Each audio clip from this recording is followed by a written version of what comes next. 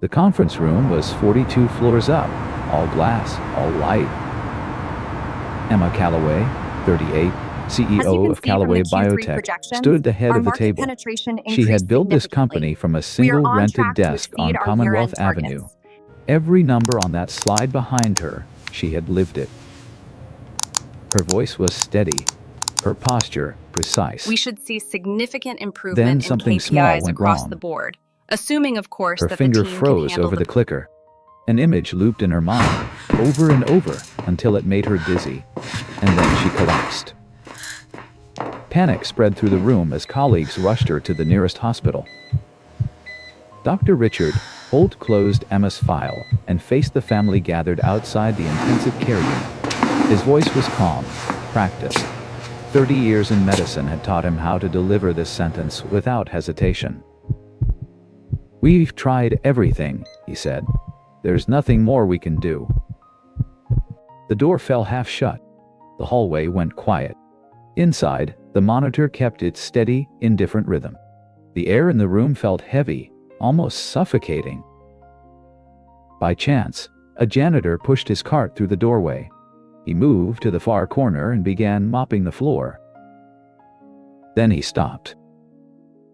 His gaze drifted to the woman lying in the bed, to the monitors, to the untouched tray of food, and finally, it settled on a small bottle of supplements sitting on the bedside table. He didn't say a word, but what he did next would change everything for the woman lying there. Emma Callaway did not believe in luck. She believed in preparation, in systems, in the kind of discipline that other people called obsessive, and she called baseline. At 28, she had founded Callaway Biotech with $11,000 and a pitch deck she had revised 43 times, working out of a sublease on a shared desk at an office on Commonwealth Avenue. By 35, the company was valued at $2 billion. She had never missed a board meeting, never missed a quarterly target. In 10 years, she had taken exactly 4 sick days, and on 3 of those, she had joined calls from bed. She did not have time to be unwell. More precisely, she had never built a version of herself that included that possibility. So when Neuroge Pro launched in the spring of her 37th year, Emma did not evaluate it the way a consumer would. She evaluated it the way she evaluated every asset in her portfolio. The clinical data was solid. Peer-reviewed trials showed measurable improvements in cognitive performance, working memory, and sustained attention under high-stress conditions. The formulation had been developed by a team out of Johns Hopkins. Callaway Biotech had co-funded the research, held a minority stake in the manufacturer, and was set to distribute the product across 3 markets by Q3. Emma read the full research brief on a Sunday evening. By Monday morning, she had added Neuroge Pro to her daily routine, 2 capsules with breakfast, 1 with dinner. It was not a lifestyle choice. It was a business decision backed by evidence. The first thing to understand about Emma Callaway is that she was rarely wrong, which made it very difficult for her to recognize the specific kind of wrong she was capable of. The product she trusted most was the product she would never question. Because questioning it meant questioning herself, and that was a door she had never learned to open. The first 6 months were everything the data had promised. She was running on 4 hours of sleep and performing at a level that made her CFO, a careful man named Greg Paulson, quietly pull her aside after a board presentation and say, "I don't know what you're doing differently, but keep doing it." She kept doing it. 16-hour days. Back-to-back calls across time zones. She retained details from briefings she had skimmed. She moved through complex decisions with a speed that felt, from the inside, like clarity. She increased her dose slightly at month 4. The clinical trial had used a conservative baseline for general population testing. She was not the general population. The first sign appeared on a Tuesday in November. She was reviewing a licensing agreement, a document she had read twice the week before, and she could not find a clause she knew was on page 7. She searched for 3 minutes. It was on page 9. She had simply remembered it wrong. She noted it. filed it away as fatigue. 2 weeks later, she was reaching for her coffee mug during a morning briefing when her hand trembled. Not dramatically. A small, involuntary shiver that made the coffee shift in the cup. No one noticed. She set the mug down and kept talking. She increased her dose again. Her body was adjusting, she told herself. Any new compound required calibration. She did not let herself examine the fact that she had written the supplementary materials that said so. What Emma understood, on some level she would not look at directly. The tremor was not a calibration issue. The forgotten clause was not fatigue. Something was happening that did not fit the model she had built for herself, and the model had become more important to her than the evidence. She had built her entire identity on never being the weakest person in the room. Admitting something was wrong meant admitting her judgment had failed her, not in a market, not in a negotiation, but in her own body. In the one system, she thought she understood completely. She was not ready for that. So she increased the dose instead. By January, the symptoms had stopped being small. The fatigue was constant now, a weight behind her eyes that no amount of sleep could reach. She lost track of sentences mid-thought. In a meeting with her legal team, her right hand shook visibly enough that the associate across the table looked away to give her privacy. On February 6th, in the 42nd floor conference room, Emma Calloway lost control of her right arm mid-sentence, repeated a revenue figure twice without realizing it, and collapsed sideways against the presentation screen before anyone could reach her. She was unconscious before she hit the floor. The hospital that admitted Emma was the kind of facility that wealthy families called before the ambulance arrived. Private floor. Attending physician on standby. A neurology team assembled within the hour. Dr. Richard Holt, 56, chief of neurology, had spent 30 years building a reputation for methodical precision. He ran every test available. MRE with contrast. Lumbar puncture. Full autoimmune panel. Genetic screening. Metabolic workup. Toxicology. Standard panel. CSF analysis sent to 2 independent labs. Emma's nutritional profile was documented in full during intake. Supplements, vitamins, prescription medications, all listed, all reviewed.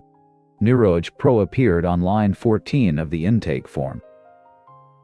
Next to it, a staff member had typed, manufacturer certified, reviewed and cleared. No one questioned it. Not because they were careless, because it had been clinically evaluated, peer-reviewed, and co-developed by the patient's own company. Questioning it would have required someone to first imagine that it could be wrong. The intake process had no mechanism for that. This is not a story about bad doctors. Holt was a good doctor. His team was thorough. They followed every protocol correctly. They were just following protocols built around a question they had already answered. The diagnosis came at the end of week 3, rare autoimmune encephalopathy. The body's immune system, misidentifying neurological tissue as a threat and attacking it. Consistent with the symptom progression. Consistent with the MRI findings. Consistent with the CSF markers. Treatment began immediately. High-dose corticosteroids, fine. Immunosuppressive therapy. An experimental protocol from a Mayo Clinic trial. Emma did not improve. Her speech slowed. By week 5, she was losing full sentences mid-thought. By week 8, she could not hold a conversation for more than a few minutes without visible exhaustion. The treatment was working exactly as designed, efficiently suppressing her immune response. The problem, which no one had identified yet, was that her immune response was not the enemy. It was the only thing slowing the actual damage down. The steroids were dismantling her last defense. From the outside, the story moved quickly. The board of directors convened an emergency session in week 3. A succession framework was drafted, carefully, quietly, with language that meant replacement without using the word. A financial journalist published a piece about leadership instability at Callaway Biotech. The stock dropped 4% in a single afternoon. Emma was aware of this. Someone had left a printed copy of the article on the table near her bed, probably by accident. She read it once. Then she turned it face down. She lay in the bed and listened to the ventilation system and the soft percussion of the monitors. For the first time in her adult life, she had nothing to optimize. The company she had spent 10 years building was holding meetings without her, making decisions without her. The system she had designed to run efficiently, it was running efficiently. It simply did not require her presence to do so. She had always believed that was a sign of good leadership. Lying there, she understood for the first time that it was also the loneliest thing she had ever built. Some nights, she would drift in and out of awareness and hear the night shift moving through the hallway. The squeak of a cartwheel. The low sound of someone mopping. Small, ordinary sounds that had nothing to do with her, and somehow that was the worst part. The world was continuing at its usual pace, and she was here, reduced to watching a ceiling she could not change. She reached for the supplement bottle once, automatic, habitual, the same motion she had made every morning for over a year. Her hand found it. She held it for a moment without opening it. Then she set it back down. Not because she suspected anything, just because she was too tired to lift her head. She did not know that the man mopping the floor outside her room had been watching that bottle for weeks. Months later, after every available avenue had been exhausted, Dr. Holt stood in the family consultation room with Emma's brother and her mother. His voice was even. He had delivered these words before. "We've tried every approach we have," he said. "There's no treatment path we haven't explored." A pause. "I'm sorry, there's nothing more we can offer." Emma's mother pressed both hands flat against the table. Her brother looked at the window. Down the hall, the monitors continued their steady, patient work. A system had operated flawlessly for months. It had documented everything correctly, followed every protocol, consulted every specialist. It had been asking the wrong question from the very beginning. The night shift at Mercy General started at 11 and ended at 7, and Daniel Mercer had worked it for 4 years without calling in sick once. He was 44 years old. He wore the same gray uniform every night. He knew which elevator was slowest, which hallway light flickered on the 3rd floor, which vending machine gave you the receipt before the drink. He moved through the building the way water moves through a familiar channel, quietly, efficiently, leaving no trace. Nobody paid attention to the janitor. That was fine. That was the point. He had been assigned to the private neurology wing 8 months ago. Every night, he entered room 412, mopped the section near the window, replaced the waste liner, and left. Every night, he noticed the same thing. The meal tray, untouched or nearly so. A few crackers disturbed. The soup moved but not consumed. But the supplement bottle on the bedside table, small, white, labeled Neuroge Pro in clean sans serif font, was always slightly lower than the night before. Someone was taking it every day. Maybe twice. Daniel noticed this in the first week. He did not act on it. To understand why, you have to know who Daniel Mercer used to be. 12 years ago, he was Dr. Daniel Mercer, attending neurosurgeon at Massachusetts General Hospital. He had graduated top of his class at Johns Hopkins, completed his residency under Dr. Franklin Ozzie, one of the most demanding fellowship directors in the country, and by his mid-30s had developed a reputation that made other surgeons uncomfortable in the best possible way. Colleagues called him when they had run out of options. He had a particular gift for spatial reasoning under pressure, the ability to hold a 3-dimensional map of the brain in his mind and navigate it with a steadiness that felt, to the people watching, almost inhuman. They called him the Golden Hands. He had believed it. That was the part he could never forgive himself for. Claire Mercer, his wife, 36, a high school biology teacher who made their daughter laugh every morning before school. The case was assigned to a surgical team at Mass General. Daniel was asked to serve as consulting advisor. He would not hold the instruments. He would guide the approach. He did not request a second consultation. He did not suggest transferring Claire to a more specialized center. There was one in Zurich that had handled 12 similar cases that year with significantly better outcomes. He knew about it. He had read the data. He did not suggest it, because he believed he already knew enough. The surgery lasted 9 hours. Claire died on the table at 4:17 in the morning. The surgical team had followed his recommended approach exactly. No one filed a complaint. There was no technical error. There was only a judgment call, his judgment call, and the irreversible consequence of getting it wrong. He went back to work 2 months later. He should not have. In November of that year, he served as consulting advisor on a second case, a 61-year-old man with a tumor near the motor cortex. Daniel reviewed the imaging, gave his recommendation, and missed a vascular anomaly that changed the entire risk profile of the approach he had suggested.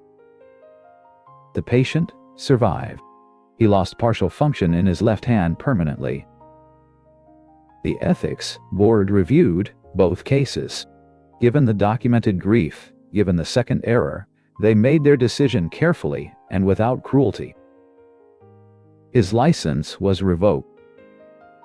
He packed 2 bags, took his daughter Lily, 4 years old, mostly unaware of what was happening, and drove until Boston was no longer visible in the rearview mirror. He had been the janitor for 4 years. He had not touched a medical chart, had not offered an opinion, had not let himself think too loudly in the direction of any patient he passed.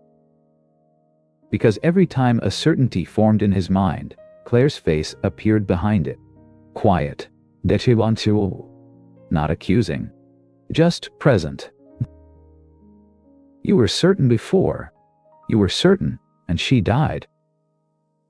So when he looked at the meal tray and the supplement bottle, and felt that familiar pressure of a pattern becoming visible, he swallowed it, went back to mopping. He did this for 3 weeks. On a Thursday evening in the 4th week of March, the woman who watched Lily after school sent Daniel a text at 9:47 p.m. "So sorry, fever. Can't take her tonight." He had no one else to call.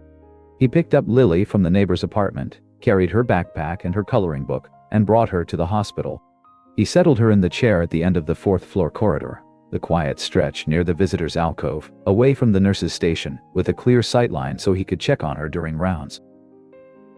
She lasted about 8 minutes. Emma had been moved out of the ICU 3 weeks earlier into a standard recovery room on the same floor. When Daniel turned the corner with his cart, Lily was standing at the corridor window, the long viewing panel that looked into the wing, both palms flat against the glass, studying the woman in the bed with the complete, unself-conscious attention she gave to things she found genuinely interesting. "Lily." He kept his voice low. She didn't move. "Daddy," she said, "when people get sick, is it because something inside them ends up in the wrong place?" Daniel looked through the glass. Emma was awake, staring at the ceiling, the way she did most nights now. Not resting, just waiting. "Something like that," he said. Lily considered this. Her brow furrowed slightly, the expression she made when working through a logic problem. "Then you just find the wrong thing and put it back where it belongs," she said. "Why do grown-ups always make it so complicated?" She said it with complete, unironic confidence, as if the answer were obvious and the only mystery was why no one had gotten there yet. Then she walked back to her chair, opened her coloring book to a half-finished horse, and resumed where she had left off. Daniel stood at the window for a long moment, longer than he needed to.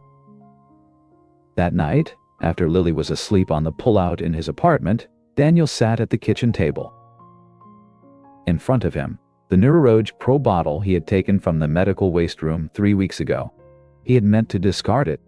He had put it in the cabinet above the refrigerator instead, and not looked at it since, held back by the same instinct that had stopped him from doing anything else. The sense that reaching for a conclusion was the first step toward being wrong again. But Lily's question had shifted something. She had not asked him whether he was right. She had asked him where the wrong thing was. That was different. That was not certainty. That was just looking. He turned the bottle over. Read the label. Then the ingredients panel, small print, dense, designed to look thorough without inviting scrutiny. He still had his Johns Hopkins alumni database access. It had expired the previous year, but he had downloaded a folder of research PDFs in the months after Claire died, reading everything he could find about neurological response patterns and rare metabolic interaction. Not to rebuild his career, just to understand the shape of what he hadn't known. He found the file he was looking for, a 2019 paper from the Journal of Neurological Pharmacology. He had read it in his apartment in the middle of the night 2 years ago, and it had stayed with him the way certain things stay, not as knowledge you use, but as knowledge you can't put down. The fourth ingredient on the bottle's label, neurophenyl L-acetate, synthetic derivative, 47 mg, Dodgeice. Harmless in 97% of the population. But in patients with a rare variant of the CYP26 enzyme, a variant that didn't appear in standard metabolic panels, that wasn't part of any routine pre-treatment screening, the compound did not metabolize correctly. It accumulated. Over weeks, over months, it converted into a neurotoxic byproduct that produced symptoms nearly identical to autoimmune encephalopathy. It looked like the immune system attacking the brain. It was not. Daniel sat with that for a long time. The refrigerator hummed. Lily breathed slowly in the next room. He was not certain. He wanted to be clear about that, even just to himself. He was holding a question, not an answer. He was asking whether a test had been run, not declaring that he knew the result. That was the difference. That was the thing Lily had given him without knowing it. He picked up a pen, wrote 4 words on a notepad page, CYP26 enzyme profile. Checked. Folded it once. Put it in his pocket. Mia Reyes had been a night shift nurse for 2 years, and she was good at her job in the way that careful, observant people are good at jobs that reward careful observation. She was 27, had graduated from the UMass Boston nursing program with the second highest GPA in her cohort, and kept her charts with a precision that the attending physicians had learned to rely on. She asked questions, not too many, and never at the wrong moment, but enough. As the nurse assigned to Emma's care on nights, she had full access to the chart, and had been reviewing it closely for weeks. Something was wrong. She couldn't have articulated it precisely. Emma was receiving the correct medications on the correct schedule. The protocol had been adjusted twice. Everything was being done correctly. But Emma was getting worse. Slowly, steadily worse, in a way that felt less like disease progression and more like the treatment was working against something it hadn't correctly identified. Mia had written one line in the margin of her personal copy of the care log, response not consistent with autoimmune trajectory. Then she had looked at it for a long time and crossed it out, because she did not have the standing to contradict a diagnosis made by a chief of neurology with 30 years of practice. Daniel found her at the nurse's station at 12:40 a.m. He set the folded paper on the desk without preamble. She takes that supplement every day, he said, nodding toward the hallway. Has anyone checked her enzyme profile? CYP26 specifically. Mia looked at him, then at the paper. Why do you know this? She asked. He didn't answer that. Has it been checked? She pulled up Emma's chart, intake form, nutritional log, pre-treatment labs, specialist notes. She moved through it quickly, the way someone moves through something they have already half memorized. CYP26, enzyme, variant screening, not listed, not ordered, not mentioned anywhere.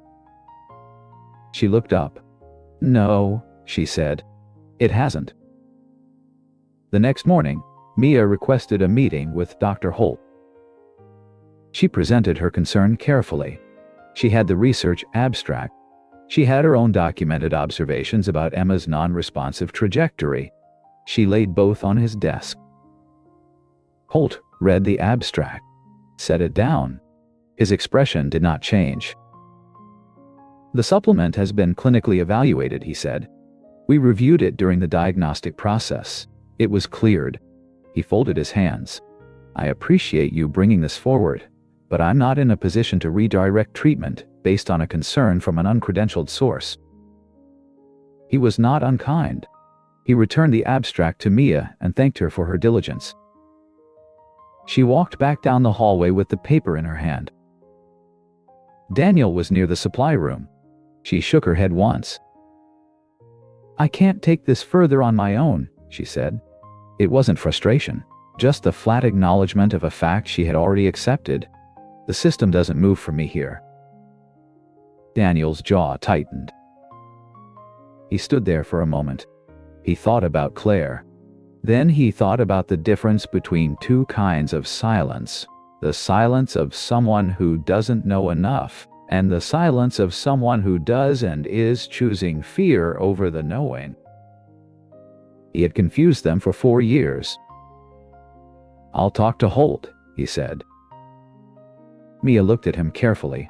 "He won't listen to a janitor." "No," Daniel said. "He won't." He reached into his card, found his notepad, and spent a moment writing something down. Then he looked up. "But that's not what I'm going to tell him I am." Daniel knocked on Dr. Holt's office door at 7:15 in the morning, still in his work uniform, carrying a printed copy of the 2019 study in a plain folder. Holt looked up from his desk. He recognized the uniform. Something behind his eyes recalibrated. "Can I help you?" Daniel stepped inside and closed the door. "My name is Daniel Mercer," he said. "MD, former attending, neurosurgeon, Massachusetts General Hospital. 14 published studies in neurotoxicology and metabolic drug interactions. My license was revoked in 2020 following 2 consulting errors made in the months after my wife died." He said it the way you read a list of facts. No performance of remorse. No softening. Just the record. Holt was quiet for a moment. "If that's true," he said, "why are you mopping floors in my hospital?" "Because I made errors I couldn't undo," Daniel said. "And I stopped trusting myself." He opened the folder and placed the study on the desk. Both pages. Abstract highlighted. 2 passages marked in the margins in his own handwriting. "Emma Calloway's CYP2D6 enzyme variant has never been tested," he said. "The 4th ingredient in Neuroge Pro is neurophenyl L-acetate. In patients with a rare CYP2D6 metabolizer deficiency, it accumulates and converts to a neurotoxic byproduct. The symptom profile is clinically indistinguishable from autoimmune encephalopathy." Holt picked up the study. He read the abstract slowly. Then, the methodology section. "The probability this patient carries that specific variant is under 3%, he said. "The probability she has the exact autoimmune presentation you diagnosed is lower than that," Daniel said. "And the current protocol is suppressing the immune response her body is using to slow the actual damage." Holt looked at him. "Walk me through the mechanism." It was not a question asked out of courtesy. His tone had shifted, not warmer, but more precise. This was a physician asking another physician to demonstrate whether he actually understood what he was claiming. Daniel walked him through it. The accumulation pathway. The conversion rate at elevated tissue concentrations. The specific neurological markers that distinguished toxic accumulation from autoimmune activity, markers that would appear on a targeted screen, but not on the standard panel Holt's team had run. When he finished, the office was quiet. Holt looked at the study for a long moment. Then he looked at the man across the desk, in a gray uniform, 4 years removed from medicine, who had just cited pharmacological mechanisms with the fluency of someone who had never stopped thinking like a doctor. "I'll authorize the enzyme profile test," Holt said. "Once. If it comes back negative, this conversation is over." He picked up his pen. Then he paused. "Mercer, why today? You've been in this building for months." Daniel thought about a 9-year-old standing at a corridor window with her palms against the glass, asking why grown-ups made simple things complicated. "My daughter asked me a question," he said. "I didn't have a good answer for why I was waiting." He left the folder on the desk and walked out. The results came back on a Tuesday. Holt read them at his desk at 6 in the morning, before his first rounds. He read them twice. Emma Calloway was a CYP2A6 poor metabolizer. Rare variant confirmed. The supplementary toxicology screen, ordered alongside the enzyme test, quietly showed neurophenyl acetate present in her cerebrospinal fluid at a concentration 11 times above the safety threshold. It had been accumulating for months. Every dose of Neuroge Pro had added to it. Every week, the supplement continued. The compound had moved further into her nervous system. She did not have autoimmune encephalopathy. She had been poisoned, slowly, by something she had trusted completely, by something that carried her company's name on the investor documents. Holt sat with that for a moment. Then he picked up the phone. The treatment stopped that afternoon. No more steroids. No more immunosuppressants. The protocol that had been running for months, carefully designed, correctly administered, built entirely on a wrong answer, was discontinued in a single order. In its place, a detoxification regimen to support clearance of the accumulated compound. Nutritional support and diet. Neurological recovery protocols. Time. The change was not immediate. The body does not reverse months of damage overnight. But within the first week, something shifted. A nurse noted in the evening log that Emma had tracked a conversation for 11 minutes without losing the thread. Small, but different from anything that had come before. By the end of the second month, Emma was speaking in complete sentences. Slowly at first, then more fluidly. Her brother visited on a Wednesday, and she asked him about his son's soccer game, a detail she had remembered from a conversation 6 weeks before she collapsed. He had to leave the room before he could answer. By month 4, she was walking the length of the hallway twice a day. Her cognition had returned to a level her doctors described, in careful clinical language, as near complete recovery.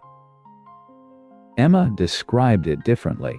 She said it felt like coming back to a house she had lived in her whole life, and noticing, for the first time, how many of the windows had been painted shut. When she was told the full story, the supplement, the compound, the enzyme variant, the janitor who had noticed a pattern that months of specialist care had missed, she did not speak for a long time. She had expected to feel angry. She waited for it. It didn't come. What came instead was something quieter and harder to name. A slow, uncomfortable recognition. The thing that had nearly killed her was not a mistake by an enemy. It was not negligence. It was a product she had funded, approved, and taken every single day because she had never once imagined that her confidence in it could be the problem. She had built a system that was very good at finding answers. She had never built a mechanism for questioning the questions themselves. That, she understood now, was the gap. And it had almost cost her everything. 3 weeks after Emma had been moved into a standard recovery room, Daniel brought Lily to visit. Emma had asked to meet him, through Mia, through an awkward chain of messages that felt nothing like the way Emma Calloway usually communicated with people. He had said yes.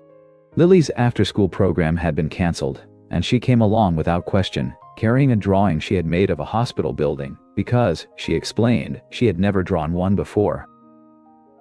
Lily walked in ahead of her father, looked at Emma sitting up in bed, and climbed into the chair beside her with the ease of a child who has no category for strangers. She placed her drawing on the blanket between them, smoothed it flat, and studied Emma with the same careful attention she had given through the corridor window weeks ago. Then she said, "I think maybe you're not all the way better yet, because you haven't figured out what you want to do when you are." Emma looked at her. My dad was like that for a long time, Lily continued, adjusting a corner of her drawing.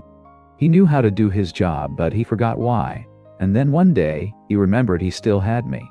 And after that, he was sad less. She said it simply. No awareness that she had just described 4 years of grief in 3 sentences. No expectation of a particular response. She was simply reporting what she had observed, the way she reported most things. Daniel, standing near the door, looked at a fixed point on the wall above the window. His throat moved once. Emma looked at him, then back at Lily. Something released in her chest, not dramatically, not all at once, the way the best releases happen. She laughed. A real one. Short and surprised, and nothing like the composed version of herself she had performed in boardrooms for 10 years. "You're right," she said to Lily. "I haven't figured that out yet." Lily nodded, satisfied. "You should work on that." Then she picked up her drawing and asked if Emma thought the windows in her picture looked too small, because she had been worried about the windows. After Lily went to investigate the fish tank near the elevator, Emma had mentioned it, and the matter became immediately non-negotiable. The room went quiet. Emma looked at Daniel. "Why didn't you say something sooner?" He sat down in the chair Lily had left. He took a moment. "Because the last time I was certain about something," he said, "the person I loved most died because of it." Emma didn't look away. "What changed?" Lily asked me where the wrong thing was. He paused. "Not whether I was right. Just, where is the wrong thing?" And I realized I'd been so afraid of being wrong again that I'd stopped asking questions altogether. That's not caution. That's just a different way of failing." Emma was quiet for a moment. "The system I spent 10 years building," she said, "almost killed me." "Not the system," Daniel said. "The question the system stopped asking." The ventilation ran its low, even note. Down the hall, Lily was explaining her drawing to someone at the nurse's station, her voice carrying the particular confidence of a child who has decided her work is worth explaining. Neither of them spoke again for a while. They didn't need to. Emma did not return to her office in the first month after discharge. The first thing she did, from the small desk in her apartment, was request an independent audit of every internal review process at Callaway Biotech, specifically the protocols governing products in which the company held financial stake. The audit was not optional. She made it a board-level requirement. Neuroj Pro was pulled from distribution, while the reformulation review was completed. The press release was 4 sentences long. Emma had written it herself. In the spring, she established a research fund, independent, external, not affiliated with Callaway Biotech, focused on diagnostic errors caused by confirmation bias in clinical settings. She seeded it with $3 million of her own money. She did not name it after herself. She returned to work in the summer. She was different in ways that were difficult to measure and easy to notice. She asked more questions in meetings. She pushed back on her own proposals out loud, before anyone else had the chance. Her CFO, Greg Paulson, noted privately to a colleague that she had started doing the one thing she had never done before, treating her own certainty as a variable rather than a constant. He thought it was the best thing he had ever seen her do. Daniel did not apply to have his license reinstated. He thought about it. Some nights, seriously. But he came back each time to the same understanding. The story was not asking him to return to what he had been. It was asking him to stop treating what he had become as something lesser. He was Lily's father. He was a night shift janitor at Mercy General. He was a man who had once known a great deal and had spent 4 years learning the shape of what he didn't know. He started keeping a notebook. Not a medical journal. Just observations, patterns visible from the outside of a system that were invisible from within it. He wrote at the kitchen table after Lily went to sleep. He didn't know what he would do with it. He wrote anyway. Dr. Holt presented a proposal to the hospital's clinical governance board 6 weeks after Emma's discharge. The language was straightforward. Any diagnostic case showing no measurable improvement after 6 weeks of treatment would be mandatorily reviewed by a separate clinical team with no prior involvement in the case. Fresh eyes. No shared assumptions. No institutional memory of the original decision. The board discussed it for 40 minutes. Then they approved it. Holt wrote the implementation memo himself. He spent an hour on the wording, making sure it said what he meant, that this was not a criticism of any individual physician. It was an acknowledgement that good systems need to build in the question they are most likely to forget to ask. He did not mention Daniel Mercer in the memo. But when he signed it, he thought about the man in the gray uniform who had walked into his office at 7:15 in the morning with a printed study and completely still hands, and said, "I stopped trusting myself without apology or self-pity," just as a fact, just as the truth of where he had been. Holt had spent 30 years trusting himself. He thought now that there might be something worth learning and what that cost. Night shift. 4th floor hallway. 11:15 p.m. Daniel pushed his cart past the nurse's station, past the room that used to be 412, and now held someone else entirely, past the elevator where Lily had once held court about her drawing to a bewildered charge nurse. Near the end of the hall, a young resident stood under the fluorescent light with a patient chart open in both hands. He had the expression of someone looking directly at something and not quite seeing it, the slightly unfocused eyes of a person whose mind was working in a direction the evidence hadn't confirmed yet. Standing at the edge of a question he hadn't asked himself yet. Daniel walked past. He did not stop. He did not say anything. But something in the passing, the movement, the proximity, some small shift, made the resident glance up, and then look back down at the chart, and then slowly turn to a page he had skimmed over. He stood there reading.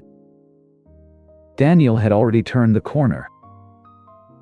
Lily was in the family waiting area, cross-legged on the bench with her book open, her backpack on both shoulders, because she had decided she was ready to leave approximately 10 minutes ago. She heard the cart and looked up. "Dad, finally, I'm starving." "I know." She fell into step beside him. He held the elevator door. They rode down in the comfortable silence of two people who had been doing this long enough that they no longer needed to fill it. Lily with her book tucked under one arm, Daniel with his cart, the two of them taking up exactly the space they needed. The lobby doors opened into the cool night air. They walked out together. There is a kind of blindness that has nothing to do with the eyes. It lives in the systems we build, the certainties we protect, the questions we stop asking because we have already decided we know the answer. Emma built an empire on data and still couldn't see what was right beside her bed. Daniel had the knowledge to save her and almost let silence bury it. What saved her wasn't brilliance. It wasn't technology or protocol or the most expensive equipment in the room. It was a 9-year-old girl who hadn't yet learned to overcomplicate things. It was a man who had lost everything, sat alone at a kitchen table at midnight, and chose, quietly, without applause, to ask one more question. We are all at some point the patient in that room, trusting the wrong thing, too exhausted to reach for what's harming us, waiting for someone with the right credentials to tell us we matter. Sometimes that person arrives in a gray uniform, pushing a cart down a quiet hallway. Pay attention to the people no one is watching. And never stop asking the question the room forgot to ask. If this story stayed with you, drop a word in the comments. Sometimes all it takes is knowing someone else felt it too. Like and subscribe if you want more stories about the people nobody notices, doing the things nobody forgets. We'll see you in the next one.